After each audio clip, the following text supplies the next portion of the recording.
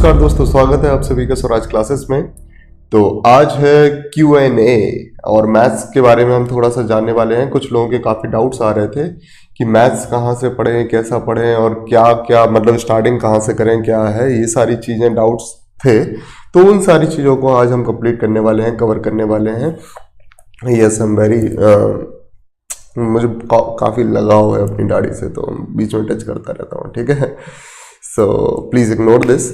हाँ, तो डाउट्स कुछ इस तरीके के आ रहे थे कि कहाँ से कवर करें मैथ्स को, और सबसे पहले कवर करना है तो कहाँ से स्टार्ट करें। हो सकता है कि आई एम श्योर कि वो लोग थोड़े अदर चैनल्स भी एक्सप्लोर कर रहे हैं, दैट्स वाई उनके डाउट्स आ रहे हैं, क्योंकि हमारा चैनल तो सीधी एक लाइन में चलेगा।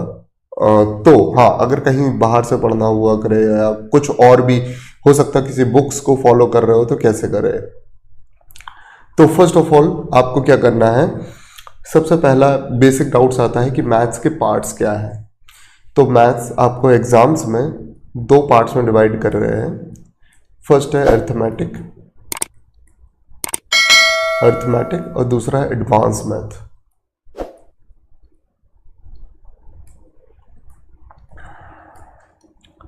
ठीक है, अर्थमेटिक और एडवांस है क्या। मैथ्स को दो पार्ट में डिवाइड किया गया है। कुछ एग्जाम है जिसमें केवल अर्थमेटिक पूछी जाती है, कुछ एग्जाम है जिसमें अब एडवांस भी अर्थमेटिक के साथ ऐड कर दी गई है। हाँ, सीजीएल में कुछ समय तक केवल एसएससी का एग्जाम होता है सीजीएल, जिसमें कुछ समय तक केवल अर्थमेटिक पूछी गई थी और फिर बीच में एडवांस को इंट्रोड्यूस किया गया। अब एडवांस का पोर्शन काफ़ी वो इंक्रीज कर रहे हैं। अब एडवांस का पोर्शन क्या कर रहे हैं, काफ़ी इंक्रीज करते जा रहे हैं। क्यों? क्योंकि उन्हें एडवांस के पोर्शन में कुछ ऐसे क्वेश्चन मिलते हैं कि जो एक्सप्लोर करते हैं, जिन क्वेश्चनों में एक्सप्लोर ज़्यादा कर सकते हैं when it comes to question shutter.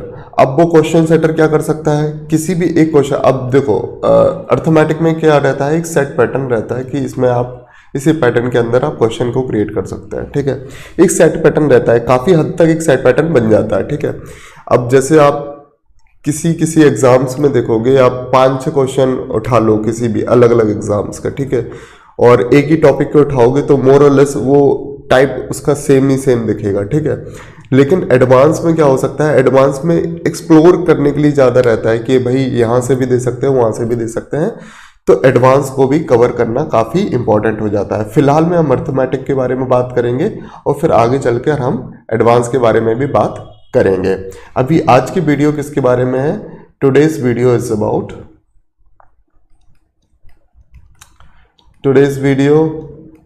Is about arithmetic. काफ़ी इंपॉर्टेंट पार्ट भी है अर्थमेटिक। ठीक है, हाँ, व्हाट टू कवर फर्स्ट। तो हाँ, अगर इंपॉर्टेंट पार्ट अर्थमेटिक है तो आप अर्थमेटिक ही कवर करिए पहले, हाँ, अब आपके सोर्सेज कुछ भी हो सकते हैं, चाहे वो यूट्यूब से आप पढ़ें, चाहे किसी का कोर्स ले रखा हो, कोर्स को परचेज कर रखा हो। हाँ, इन केस अगर आपके पास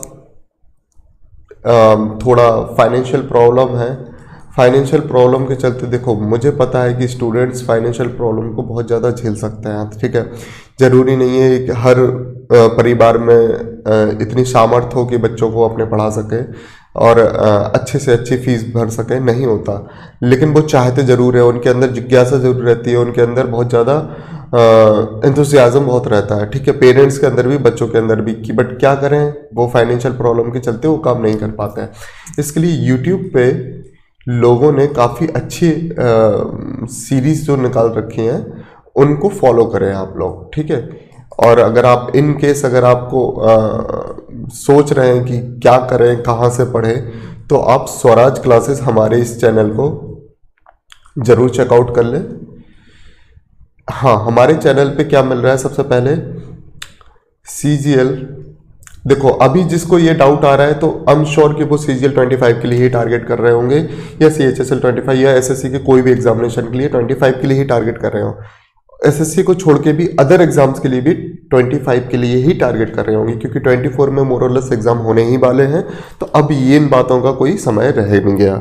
ठीक है, तो हो सकता है कि 25 के लिए ही टारगेट चल रहा हो, ठीक है, बिल्कुल होगा ये। अब 25 के लिए टारगेट कर रहे हो तो सबसे पहली बात क्या है, हमारे स्वराज क्लासेस में आपको मिल जाएगा 2025 के लिए जो फाउंडेशन कोर्स चल रहा है मैथ्स का, फाउंडेशन कोर्स चल रहा है मैथ का, जो कि प्योरली प्रीवियस ईयर क्वेश्चन पे बेस्ड है, ठीक है। प्रीवियस ईयर क्वेश्चन क्यों इंपॉर्टेंट है, क्योंकि प्रीवियस ईयर क्वेश्चन ही मतलब एक तरीके से, अब मैं खुल के नहीं बोलना चाहता हूं इस चीज को, लेकिन बात समझ जाइए कि प्रीवियस ईयर क्वेश्चन एक नींव है, और नींव का मतलब ये है कि आप कहीं से भी कुछ भी पढ़ लें, आप चाहे जितने भी मतलब आर्यभट्ट क्यों ना हो जाए, ठीक है, अब सीधी बात यही है, आर्यभट्ट क्यों ना हो जाए, ठीक है। अगर आपने प्रीवियस ईयर क्वेश्चन नहीं किया तो आप इस एग्जाम को नहीं समझ पाएंगे, ठीक है। हर एग्जाम के लिए क्वेश्चन अलग तरीके से पूछा जाता है, हर एग्जाम की एक पूछने का तरीका अलग होता है, ठीक है।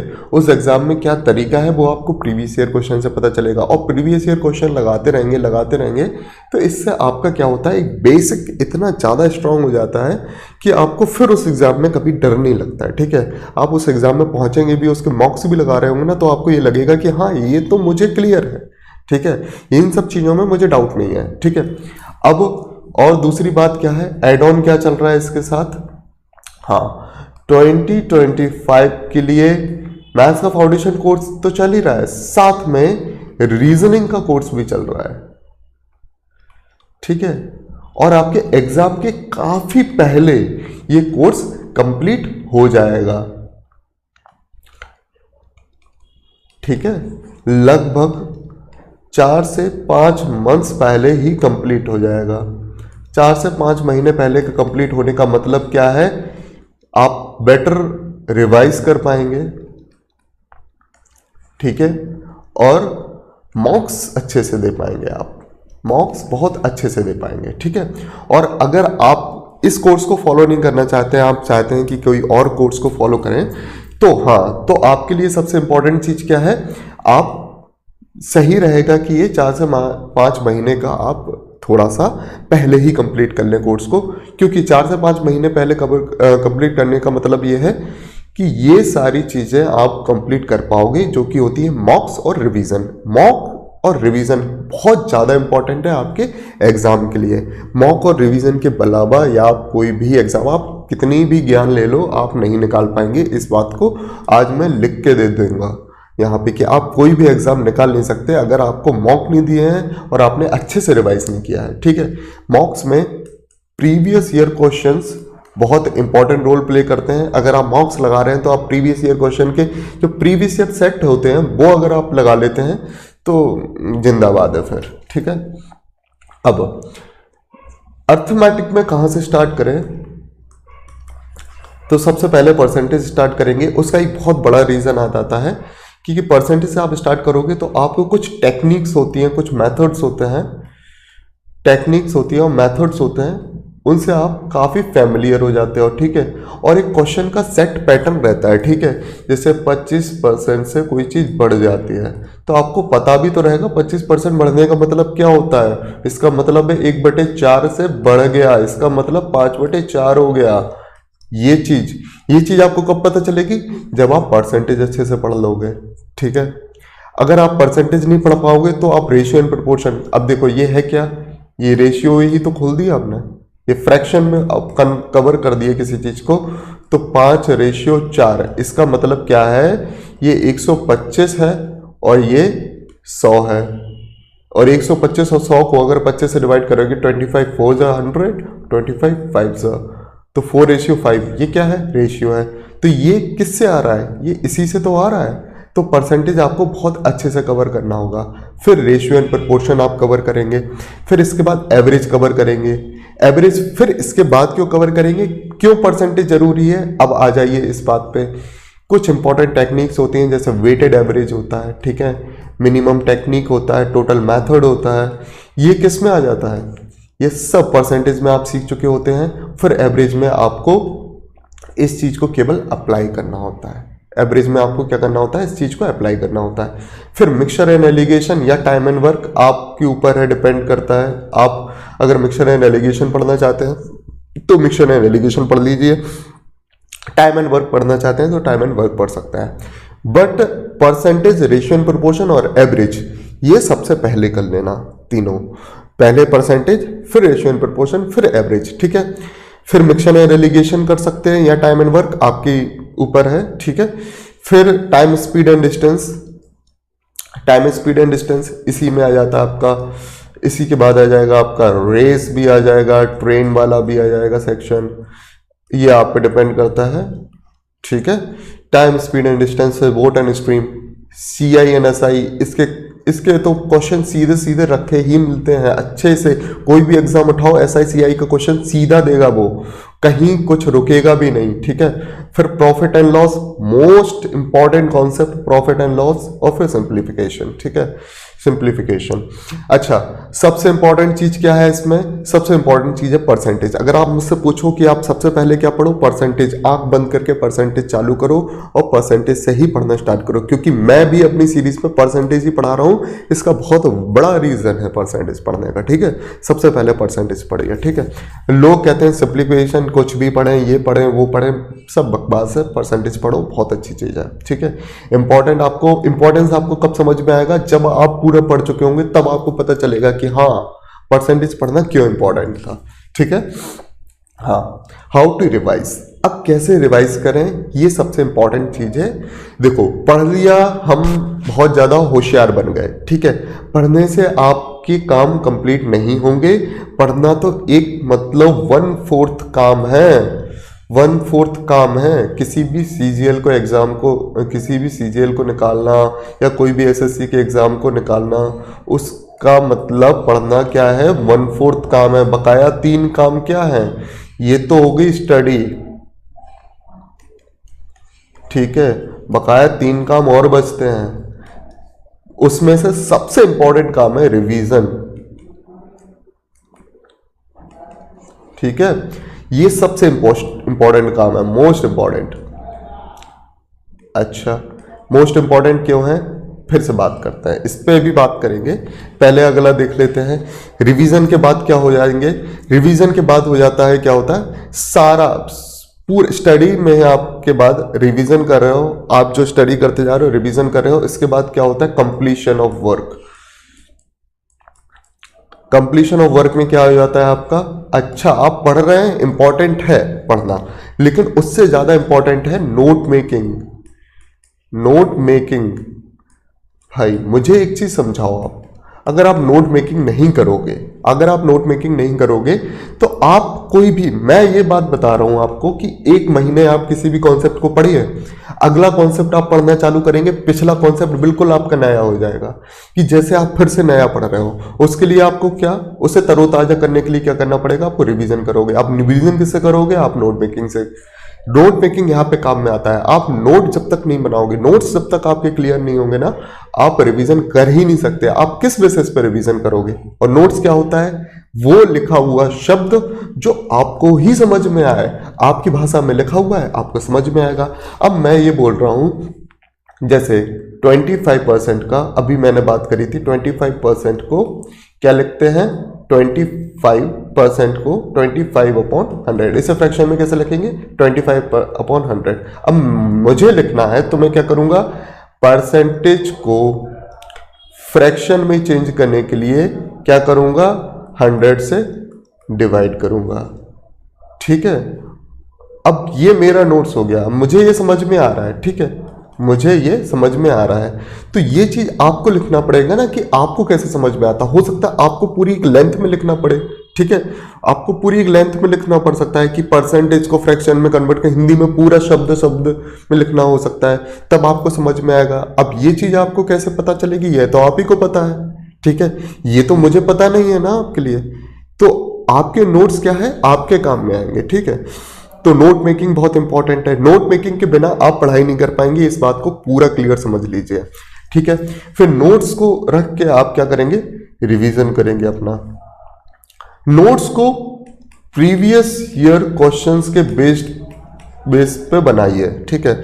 आप कोई भी नोट्स ऐसे मत बनाए कि जिसमें आपको नॉलेज आप बढ़ा रहे हो केवल, ठीक है। आपको नॉलेज बढ़ानी है, लेकिन ये कंपटीशन है, ये स्कूल नहीं है, ठीक है, कि आपको परसेंटेज इतनी लानी है उतनी लानी है, इसलिए आपने 4 एग्जाम्पल रख दिया और आप स्कूल टीचर के फेवरेट हो इसलिए उसने आपको मार्क्स दे दिए। नहीं, यहाँ वो सारी चीज़ें नहीं है। आप यहाँ से स्कूल से उतर आइए बाहर और अपने कॉलेज से भी निकल आइए बाहर। ये है बहुत बड़ा जानवर, आप जानवर के पेट में है, वो किसी को नहीं बख्शता, ठीक है। चाहे आप कितने भी बड़े दिग्गज होंगे अपने स्कूल के, चाहे अपने अपने कॉलेज के कितने भी बड़े दिग्गज होंगे, आपको वो उठा के बंदूक के कोने पे रखेगा बिल्कुल। कि आप ये मत सोच लेना कि बंदूक की नाल पे बैठे हुए हो आप, ठीक है। चलेगी या तो लगेगी, नहीं लगेगी तो गर्म जरूर पड़ जाओगे, ठीक है। इस बात का हमेशा ध्यान ही रखना कि नोट मेकिंग, रिवीजन और स्टडी, ये सारी चीजें चलेंगी। फिर सबसे लास्ट वाला पार्ट है, ये है मॉक्स। ये आपके मार्क्स को 30 से लेके 160 तक पहुंचा देगा, आपको पता भी नहीं चलेगा। आपके कभी मार्क्स आ रहे होंगे 30, मॉक पहला दोगे आपके 30-50 ऐसे ही मार्क्स आएंगे, हो सकता है 10 मार्क्स भी आए, ठीक है। कभी टेंशन नहीं लेना है। ये मुझे सबसे खुशी वाली चीज लगती है जब मार्क्स बढ़ता है स्टूडेंट का। ये मैं भी देखता हूँ, मेरी ऑफलाइन क्लास में जब चलता है ये सारी चीजें, तो मैं देखता हूँ, मुझे समझ में आता है कि देखो मार्क्स किस तरीके से नीचे आ रहे हैं। लोगों के मार्क्स जाते हैं, बढ़ते हैं, फिर नीचे डिप करते हैं, कॉन्फिडेंस लेवल फिर डाउन होता है। मुझे पता है कि इसका डाउन होगा, लेकिन फिर क्या करता हूं मैं, उस टाइम पे उसे देख लेता हूं कि हाँ ये इसका कॉन्फिडेंस लेवल डाउन हो रहा है, तो अब उसे क्या करना है, अब उसे चीजों को रिवाइज करके फिर से मॉक देना स्टार्ट करना है। चीजों को रिवाइज, एक पर्टिकुलर एक एक्शन रहता है, ठीक है। आप बिना कोच के किसी कंपटीशन को नहीं निकाल सकते हैं, ठीक है। अब कोच एक स्पोर्ट्समैन होता है या मिलिट्री में देखना आर्मी पर्सनल होता है, तो होता क्या है, इनके लिए एक हो जाता है कोच, जैसे वो बोलते हैं उस्ताद के बिना क्या कर सकते हो आप कोई कंपटीशन निकाल ही नहीं सकते। ये बात होती है इंपॉर्टेंट। आपको किसी ना किसी को उस्ताद बनाना पड़ेगा, चाहे वो ऑफलाइन बैठा हो चाहे वो ऑनलाइन बैठा हो, आपको उस्ताद बनाना पड़ेगा, क्योंकि आप अपने आप को नहीं देख सकते और अपने आप को फोर्स नहीं कर सकते। जैसे आप जिम में जाते हैं, आप एक चीज देखिए, आप जिम में गए, आपने वेट लिया, अब आप अपने कंफर्ट जोन में वेट लेंगे, ठीक है। अब आपका उस्ताद क्या करेगा, आपका उस्ताद आपको पकड़ के घसीट देगा। वो कहेगा देखो ऐसा है कि 50 किलो पहले भी उठाया था तुमने, अब 50 किलो फिर उठाओगे तो टांगे तोड़ देंगे। तो ये चीजें आपके लिए होना चाहिए ना, कि सामने वाला बोले कि इतना करोगे तो फिर टांगे तोड़ देंगे, ठीक है। अब आप क्या हो, आप अपने कंफर्ट जोन में पढ़ रहे हो, ठीक है। हमने 20 पन्ने पढ़ेंगे, 20 ही पन्ने पढ़ेंगे, 20 पन्ने पढ़ के कुछ नहीं होता है, 20 पन्ने पढ़ के कभी कुछ नहीं होगा। आपको क्या है, अपनी लिमिट्स को पुश करता रहना पड़ेगा हमेशा, और वो कौन करवाएगा, आपका उस्ताद करवाएगा, जो बार बार आपको ये चीज एक डालता रहेगा कि हाँ अब आपको ये करना है, अब आपको ये करना है, क्योंकि उसे पता है, ठीक है। ये मत सोच लेना कि किसी ऐसे को बनाए जिसने सीजीएल निकाला हो या नहीं निकाला हो, वो अपनी फील्ड में अच्छा होना चाहिए। बस एक चीज, अगर मैथ्स का आदमी है तो अपनी फील्ड में अच्छा होना चाहिए, ठीक है। रीजनिंग का आदमी है, अपनी फील्ड में अच्छा होना चाहिए। जीएस का आदमी है, अपनी फील्ड में अच्छा होना चाहिए। आपका उस्ताद बनने के लिए वो तैयार है, बिल्कुल ठीक है। समझ में आई आपको बात? अच्छा, और इंग्लिश और जीएस ये बहुत इंपॉर्टेंट चीजें हैं। इंग्लिश को तो कभी मत भूल जाना, सिर पे रख लो इंग्लिश को, इधर अपने उठा के सिर पे इंग्लिश को रख लो, क्योंकि अगर इंग्लिश आपका नहीं है, आप कितनी भी मैथ्स और रीजनिंग पढ़ते जाओ, आपका बंटाधार है, आपको कोई नहीं बचा सकता। क्यों? क्योंकि इंग्लिश आपको 135 की आएगी मेंस में। इसका मतलब आप इंग्लिश में वीक हैं तो फिर खा जाएगी इंग्लिश। इसके लिए सबसे इंपॉर्टेंट चीज़ क्या है, आपको रीडिंग बहुत अच्छी करनी पड़ेगी। अपनी इंग्लिश के लिए रीडिंग बहुत अच्छी करनी पड़ेगी। खैर वो इंग्लिश वाला टॉपिक है, मैं इस पर ज़्यादा बोलूँगा नहीं, लेकिन अभी आपको क्या करना है, 4 चीज़ों पे दिमाग लगाना है, स्टडी, रिवीजन, कंप्लीशन या मतलब नोट मेकिंग कह सकते हैं, और मॉक्स। इन चारों चीज़ों को बहुत अच्छी तरह से अपने पास रखना है और बहुत अच्छी तरह से सजो के इन सारी चीज़ों के हिसाब से चलना है। अब रिवाइज कैसे करना है? अच्छा, रिवाइज आप ऐसे करेंगे, जैसे कोई सब चैप्टर कंप्लीट हुआ, सपोज परसेंटेज कंप्लीट हुआ और आप आ गए रेशियो एंड प्रोपोर्शन पे, ठीक है। पहले परसेंटेज के साथ ही जैसे आप परसेंटेज के 20 क्वेश्चन हो चुके हैं आपके, ठीक है, और अब टीचर क्या कर रहा है, 25 से 30 क्वेश्चन आज लगवाएगा या 25 से 35 क्वेश्चन आप आज लगवाएगा, ठीक है, एक बात हो रही है, ठीक है। 20 से 25 से अगर 20 क्वेश्चन हो चुके हैं तो अब आपकी कमांड क्या 20 क्वेश्चन पे कैसी है, अब आपको ये देखना पड़ेगा। हो सकता है 20 में से कुछ ऐसे क्वेश्चन लग रहे हों कि आपको ये ध्यान देने की जरूरत है कि इसमें कॉन्सेप्ट एक ऐसा है कि जिस कॉन्सेप्ट को मुझे समझना और सीखना बहुत इंपॉर्टेंट है, वो कॉन्सेप्ट को आप बार बार सॉल्व करेंगे, ठीक है। फिर आपके पास नए जो क्वेश्चन आ जाएंगे। अच्छा, सबसे इंपॉर्टेंट चीज क्या है, आप अपना टारगेट बनाइए 50 क्वेश्चन मैथ्स के और 50 क्वेश्चन रीजनिंग के आप लगाएंगे ही लगाएंगे, चाहे भूकंप क्यों ना आ जाए। आप इन 50 क्वेश्चन को करने से पहले हटेंगे नहीं। आप अपने बीमार भी पड़ गए हो, आप हॉस्पिटल में हो, आप यहाँ पे क्वेश्चन जरूर लगाते हुए बैठे। ये इतनी डेडिकेशन रखनी पड़ेगी। हमें कहीं से कोई मतलब नहीं है कि आप हैं कहाँ, आपकी क्या मजबूरी थी, किसकी शादी थी, बहन की शादी थी, भाई की शादी थी, नहीं। हर इंसान के पास 1 घंटा जरूर रहता है, 1 घंटे में काफ़ी कुछ क्वेश्चन लग जाते हैं। अगर आप 50 क्वेश्चन की ओर अगर 1 घंटा भी आप निकालेंगे ना, तो 1 घंटे से कब आप 100 क्वेश्चन लगा के बैठ जाएंगे, आपको कुछ भी ध्यान नहीं रहेगा। क्योंकि एक बार बस उस जोन में घुसना इंपॉर्टेंट होता है। अगर आप उस जोन में घुस गए, इसका मतलब फिर आप कर ले जाएंगे, ठीक है। सबसे ज़्यादा क्या होता है, प्रोकास्टिनेशन की एक आदत रहती है लोगों की कि वो किसी भी काम को प्रोकास्टिनेट करते रहते हैं कि भाई अभी नहीं, थोड़ी देर में कर लेंगे, थोड़ी देर में कर लेंगे। बात चीज़ इतनी बड़ी नहीं होती हैं, चीज़ें इतनी बड़ी होती ही नहीं है। मैथ्स इतनी सिंपल चीज़ है, लोगों ने क्या है कि मैथ्स को बहुत बड़ा हवा बना के रखा है, ठीक है, कि आप ऐसा करें वैसा करें, यहाँ से पढ़ें वहाँ से पढ़ें, ये चीज़ नहीं करना है, वो चीज़ नहीं करना है। इतना बड़ा हुआ है ही नहीं मैथ्स। अगर मैथ्स इतना बड़ा हुआ होता, ये हुआ क्यों बनाया, क्योंकि इनके कोर्स नहीं बिकेंगे, ठीक है, और हुआ होता ही नहीं है मैथ्स। और दूसरा बात, अगर हुआ नहीं बनाएंगे तो आप भी नहीं समझेंगे, ये बात भी इंपॉर्टेंट है, ठीक है। हाँ, लेकिन इतना भी कमजोर नहीं है, वो मैथ्स बर्बाद करने के लिए भी तैयार हो सकता है, ठीक है। अगर आप मैथ्स को इतना ज़्यादा हल्के में भी ले लेंगे तो वो पूरी जड़ से बर्बाद करेगा आपको, क्योंकि मैथ्स को 20 से आप नहीं पढ़ सकते हैं। अगर आपने उठा के खोल के किसी भी जीएस की किताब को खोला और आपने देख लिया कि हाँ बाबर इतने टाइम मर गया था, ठीक है, तो वो मर ही चुका था इतने टाइम तक। लेकिन मैथ्स का नहीं है, आप 20 से खोलोगे आपकी हवाइयाँ उड़ जाएंगी। आपको क्या शुरुआत से ही पढ़ना पड़ेगा और किसी के गाइडेंस में ही पढ़ना पड़ेगा, ठीक है। तो इस चीज़ को हमेशा ध्यान रखें। अच्छा, अब आप रेशियो एंड प्रोपोर्शन पे आ चुके हैं, तो आपको कम से कम डेली 10 क्वेश्चन तो परसेंटेज के सॉल्व करना ही है, और बकाया तो रेशियो एंड प्रोपोर्शन के आप क्वेश्चन सॉल्व करो। 10 क्या, अगर आपको केवल 1 से 2 चैप्टर हैं तो आप 20 क्वेश्चन सॉल्व करो, ठीक है। और अगर 2 चैप्टर हो गए तो 20 रेशियो एंड प्रोपोर्शन के। जैसे अब रेशियो एंड प्रोपोर्शन हो गया, अब आप एवरेज पे आ गए हो। अब एवरेज पे आ गए हो तो आप क्या करोगे, 15 इसके करोगे परसेंटेज के और 15 करोगे रेशियो एंड प्रोपोर्शन के। 30 क्वेश्चन ये सॉल्व हो गए और ये 20 क्वेश्चन डेली आप एवरेज के सॉल्व कर रहे हो, ठीक है। तो आप क्या है कि परसेंटेज भी नहीं भूलोगे, रेशियो एंड प्रोपोर्शन भी नहीं भूलोगे, एवरेज भी नहीं भूलोगे। तो आपको 50 क्वेश्चन कुछ पिछले टॉपिक्स के तो रिवाइज करते ही जाना है। लगभग 50 क्वेश्चन तो पिछले टॉपिक के ही रिवाइज करना है, और आज के जो टॉपिक चल रहे हैं वो अलग है, ठीक है। उनको मत सोच गिन लेना इन 50 में, ये 50 तो अलग हैं कि जो आपके पिछले टॉपिक के हैं। ये रीजनिंग के भी 50 पिछले टॉपिक के हैं, अभी जो चल रहा है उससे लेना देना ही नहीं है, ठीक है। ये सारी चीजें, अब ऐसा रिवीजन आपका चलता रहेगा। फिर हाँ, अब आपको रिवीजन करते रहोगे महीने में, शुरुआती स्टेज पे महीने में आप क्या करो, जब जैसे आपके मैथ्स में जैसे टॉपिक दिखते हैं आपको, हाँ मैथ्स में जैसे टाइम, स्पीड एंड डिस्टेंस पे आ गए हो आप, ठीक है। लगभग आपके कितने टॉपिक कवर हो चुके हैं, 1 2 3 4 5, और लगभग 6 टॉपिक कवर होने वाले हैं। 5 से 6 आपके टॉपिक कवर हो चुके हैं, 5 से 6 टॉपिक मैथ्स के कवर हो चुके होंगे, तो इससे ज़्यादा टॉपिक रीजनिंग के कवर हो चुके होंगे, ठीक है। और फिर इंग्लिश भी चली होगी आपकी कुछ, और जीएस में भी आपने कुछ पढ़ा होगा। तो अब क्या होगा, जब इतना कुछ आप कवर कर चुके होंगे तो अब आप मॉक्स देना स्टार्ट करेंगे।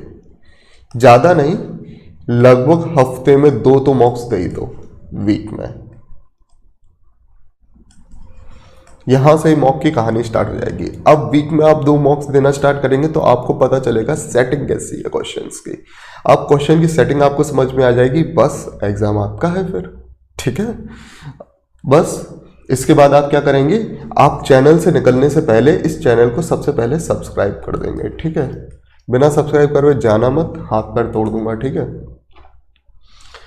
फिर ठीक है, मिलते हैं अगले वीडियो में। मुझे नहीं लगता है कि अब इसके बाद आपको कोई मैथ्स से रिलेटेड डाउट हुआ होगा। अगर डाउट होगा तो इसके कमेंट में मुझे इसके कमेंट सेक्शन में जल्दी से कमेंट करके मुझे बता दें आपका डाउट क्या है। इसी तरह के Q&A सेशन में मैं आपका अपना डाउट ले लूंगा, क्योंकि ये भी डाउट किसी बंदे का ही था। किसी ने मुझसे जो मेरी मेल आईडी पड़ी हुई है ना इस चैनल पे, तो उस मेल आईडी पे किसी बंदे ने मुझे मेल किया था। वो काफ़ी अच्छा बंदा था, मतलब उसकी प्रॉब्लम थोड़ी थी, तो उसने मुझसे पूछा होगा। तो मैंने सोचा कि जब किसी ने किसी आज से मुझसे पूछा है कोई क्वेश्चन, मुझे अपना स्टूडेंट, मेरा स्टूडेंट हो चाहे ना हो, चाहे कहीं से भी पढ़ रहा हो, अगर किसी ने आके मुझसे पूछा है तो ही इज मतलब मेरे लिए तो वो बहुत इंपॉर्टेंट पर्सन है। ठीक है, तो मैं उसको बहुत ज़्यादा केयर से रखता हूँ, क्योंकि अगर वो मेरे पास आया है तो कुछ भरोसे से आया है। ठीक है, तो वो सबसे पहला मेरा काम है कि उसे संभालना, सही तरीके से ले जाना। तो दैट्स वाई मैंने ये वीडियो निकाली, अपने एक स्लॉट में से टाइम निकाल के इस वीडियो को मैं डालूंगा, क्योंकि आज का जो लेक्चर नहीं आएगा, आज की यही वीडियो रहेगी। ठीक है, तो मिलते हैं अगली वीडियो में, तब तक नमस्कार।